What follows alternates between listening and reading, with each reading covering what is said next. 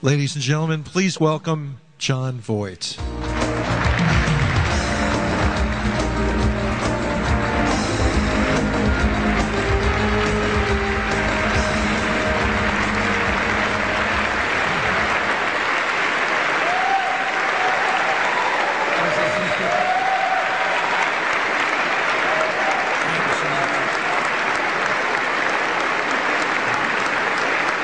Thank you so much. Thank you.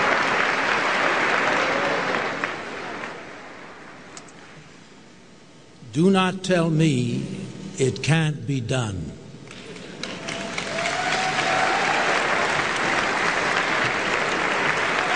Sometimes you make movies and they're just so relevant, you know.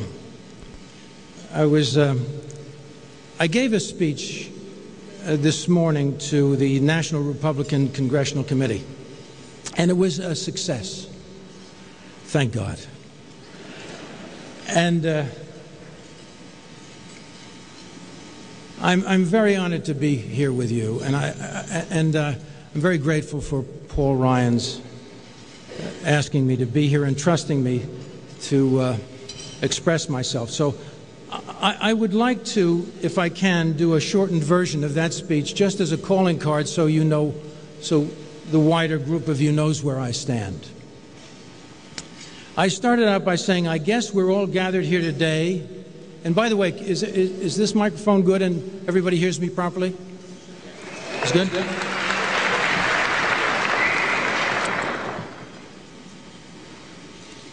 I guess we're gathered here today to talk about ideas, positive inroads we can make to gain back our power, to become triumphant in the next election.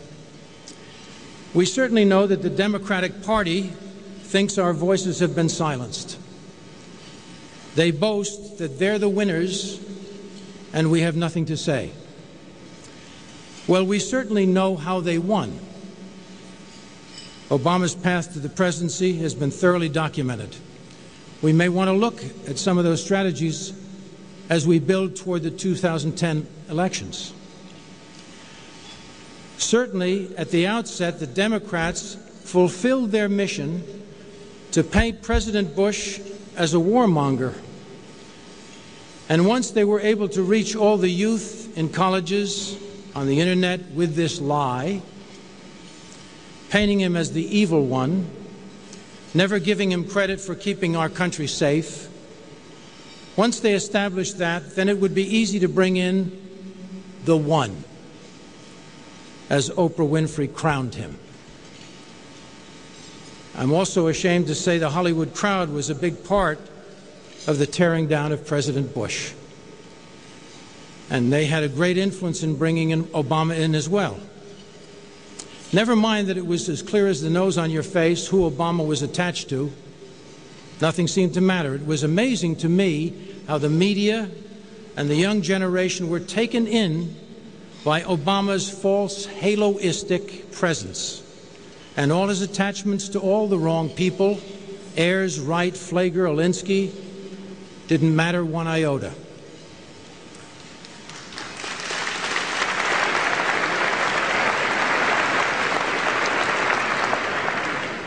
Obama, as a candidate, portrayed himself as a moderate, but turned out to be wildly radical. The way he played his deception is interesting, but his campaign was meticulously thought through, well organized, and their techniques of outreach to gather support and funds through the internet were innovative, and their Hollywood savvy in the use of media was masterful.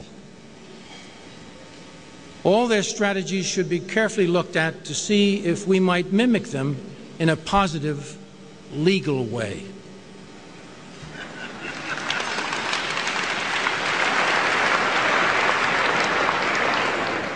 My most pressing concern at this hour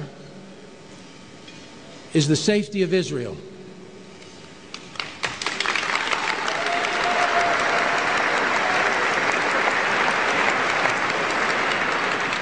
I think Obama has no idea that Israel was built on the blood and sweat of the Jewish people, every blade of grass, every tree. has been a successful effort because of the Jewish people understanding they would have a safe homeland forever.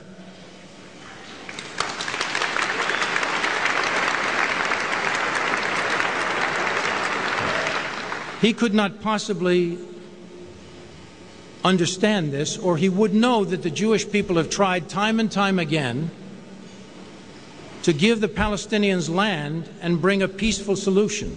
But every attempt was returned with violence. The Palestinians used Gaza to attack Israel.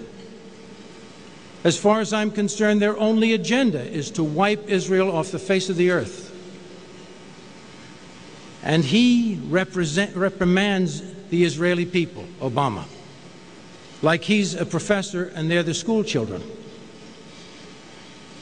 I was embarrassed to watch his press conference with the great war hero Benjamin Netanyahu, who has helped keep his country safe for many years.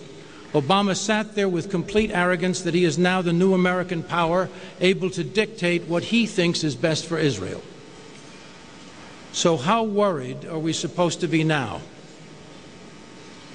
Was I hearing things when he said that Iran might have the right to nuclear power?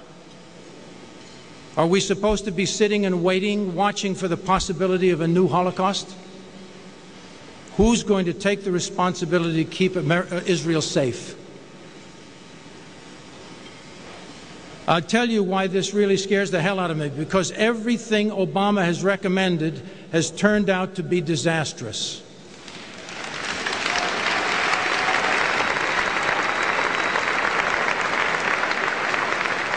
His so-called stimulus package and his budget will leave our grandchildren with great burdens and great debts. The government is now owning car companies and banks, and we're losing job after job. Our unemployment rate is an astronomical 9.4, and of course they send out Joe Biden, one of the great double talkers of our time, to tell us the unemployment rate is getting better. The government wants to run health care and tell people what doctors they can see, how much they can make, what cars to drive, and they're killing off the entrepreneurs who are the backbone of our economy. It's no wonder that the Russian newspaper Pravda, the former house organ for the Soviet communist regime, recently said the American descent into Marxism is happening with breathtaking speed. We can blame Nancy Pelosi, Harry Reid, Chris Dodd, George Soros, David Axelrod, and their ilk for the downfall of this country.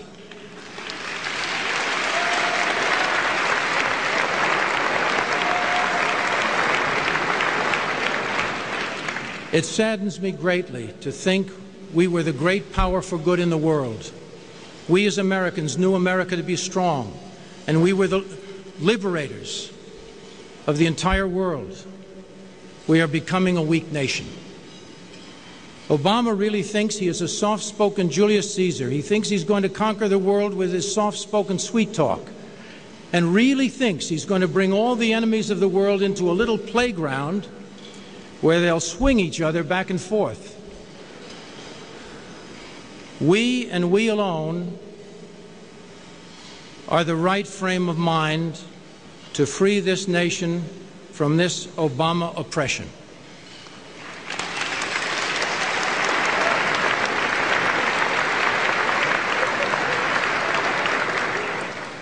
And let's give thanks to all the great people like Sean Hannity, Rush Limbaugh, Bill O'Reilly, Laura Ingraham, Mark Levin, William Bennett, Glenn Beck, Hugh Hewitt, Dennis Prager, Michael Medved, Dennis Miller, Dick Morris, Ann Coulter, John Kasich, Michael Steele, Karl Rove, Newt Gingrich, Thomas Sowell, Victor Davis Hanson, Shelby Steele, Charles Krautheimer, Michelle Malkin, Fred Barnes, and so many others.